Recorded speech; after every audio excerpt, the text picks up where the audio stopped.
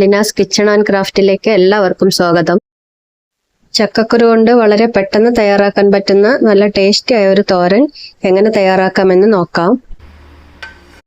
ചക്കക്കുരുവിന്റെ തോല് പെട്ടെന്ന് കളയാൻ വേണ്ടി ഇത് ഒരു കുക്കറിലിട്ട് കുറച്ച് വെള്ളവും ഉപ്പും ചേർത്ത് വേവിച്ചെടുക്കാം.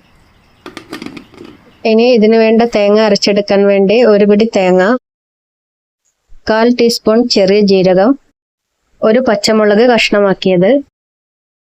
ഇനി കുറച്ച് ചെറിയ ഉള്ളിയും കൂടി ചേർത്ത് കുറച്ച് വെള്ളവും കൂടി ചേർത്ത് ഇത് ഒന്ന് ഒതുക്കിയെടുക്കാം. തേങ്ങ ഒതുക്കിയെടുത്തിട്ടുണ്ട്. ഇതിന് സൈഡിലേക്ക് മാറ്റി വെക്കാം. 3 വിസിലടിച്ചപ്പം ഗ്യാസ് ഓഫ് ചെയ്തതായിരുന്നു. ചക്കക്കുരു എല്ലാം നല്ലപോലെ വെന്തിട്ടുണ്ട്. ഇനി തണുത്തതിന് ശേഷം ഇതിന്റെ തോല് കളഞ്ഞെടുക്കാം.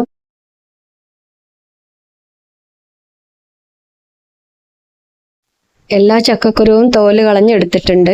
ഇനി ഇത് കൈകൊണ്ട് തന്നെ ഒന്ന് പൊടിച്ചെടുക്കാം. ഇതിന്റെ ഈ ചുവന്ന ഭാഗമൊന്നും കളയേണ്ട ആവശ്യമില്ല.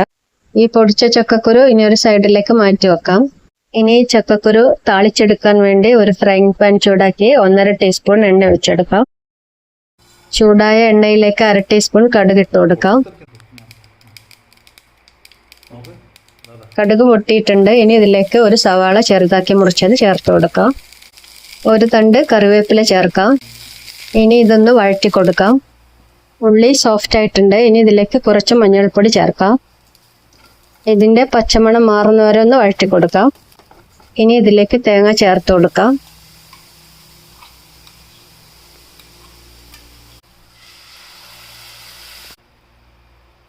ഇനി ഇതിലേക്ക് പൊടിച്ചു വെച്ച ചക്കക്കുരു ചേർക്കാം. ഇതിനി നല്ലതുപോലെ മിക്സ് ചെയ്ത് മൂടി വെച്ച് ലോ ഫ്ലെയിമിൽ ഒരു 5 മിനിറ്റ് വെക്കാം. ഇനി മൂടി തുറന്ന് ലോ ഫ്ലെയിമിൽ വെച്ച് ഇതിലെ ബാക്കിയുള്ള വെള്ളം തുടർച്ചയായി ഇളക്കി വറ്റിച്ചെടുക്കാം. ഇപ്പോൾ വെള്ളം എല്ലാം വറ്റി ചക്കക്കുരു തോരൻ റെഡി ആയിട്ടുണ്ട്. ചോറിന്റെ കൂടെ കഴിക്കാൻ നല്ല ടേസ്റ്റ് ഉള്ളൊരു തോരനാണിത്. ഈ തോരൻ തയ്യാറാക്കി നോക്കി നിങ്ങളുടെ അഭിപ്രായം അറിയിക്കണം. ഞങ്ങളുടെ ഇന്നത്തെ ഈ റെസിപ്പി നിങ്ങൾക്ക് ഇഷ്ടമായെങ്കിൽ ഞങ്ങളുടെ ചാനൽ സബ്സ്ക്രൈബ് ചെയ്യുക, ലൈക്ക് ചെയ്യുക, ഷെയർ ചെയ്യുക. സബ്സ്ക്രൈബ് ചെയ്യുമ്പോൾ ബെല്ലൈക്കൺ കൂടി പ്രസ് ചെയ്ത് ഓൾ എന്ന ഓപ്ഷൻ കൂടി എനേബിൾ ചെയ്യണം. എങ്കിൽ മാത്രമേ ഞങ്ങളുടെ പുതിയ വീഡിയോയുടെ നോട്ടിഫിക്കേഷൻ നിങ്ങൾക്ക് ലഭിക്കുകയുള്ളൂ.